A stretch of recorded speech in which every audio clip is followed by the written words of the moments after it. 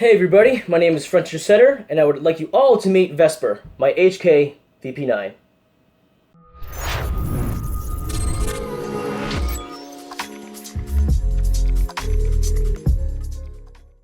So, before we begin, magazine has been checked, nothing in there, nothing in the chamber, the gun is safe and clear. Alrighty, so, this is Vesper. I named her after Vesper Lynn, the same one from Casino Royale. Take the next one. There isn't enough room for me and your ego. And I just really liked that movie and that character, so, and I feel like it was a pretty fitting name considering this is a VP9.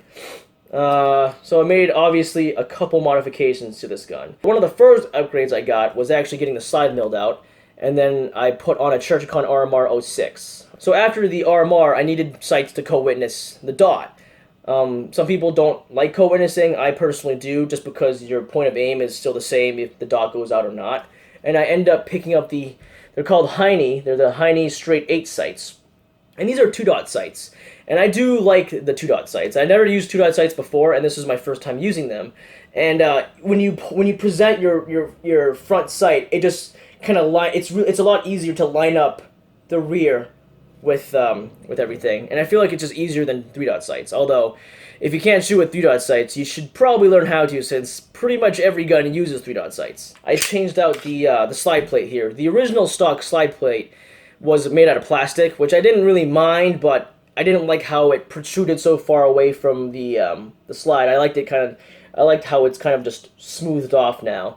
And even though the discoloration, it's not black, it's titanium, so it's kind of difficult to paint, I guess. I think it looks pretty cool. It makes the gun look a little futuristic, and it adds a little bit more protection than having a big hole in the back of your slide.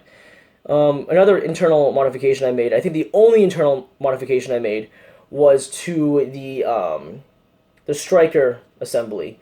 There's a striker sleeve inside that holds the striker along with the striker spring, and that original one was plastic, and I just changed that out to an aluminum one, also made by HK Parts.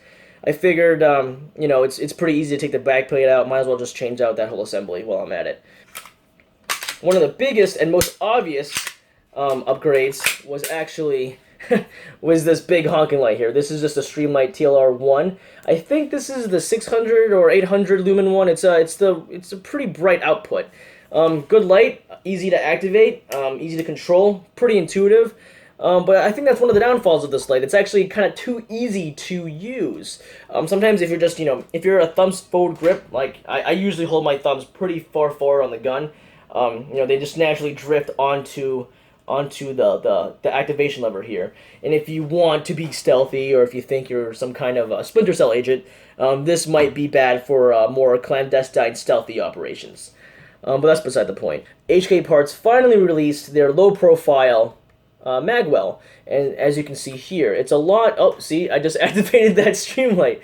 But as you can see here, it's a lot smaller than the competition one, and I feel like it's if you were to carry this gun, if this were your EDC, this would be the right Magwell to use. It's crafted very well.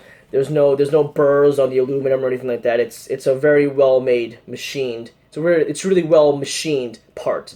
So for future upgrades, as I said before, I may or may not upgrade the trigger to a match grade trigger, and I'm really thinking about painting the thing, Cerakoting it, getting a nice cryptic typhoon pattern on it or some kind of stencil. But that's in the future.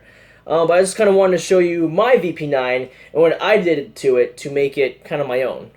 It's a pretty popular gun, and I think there's going to be more and more things coming out for this line. It's HK, so obviously it's a little overpriced, but I do believe you get what you pay for. I do not mind spending a little bit more money on something that I really, really like. Is it the best gun in the world? No. I think it's kind of unfair to call one gun or one brand the best, because there's always new stuff coming out, and I think we should all be kind of open-minded to new innovations. But yeah, this is Vesper, and I hope you enjoyed meeting her. Alright. See you guys later. Oh yeah, always remember to stay tactically kawaii. All that's left is a window to my soul. Come and get it.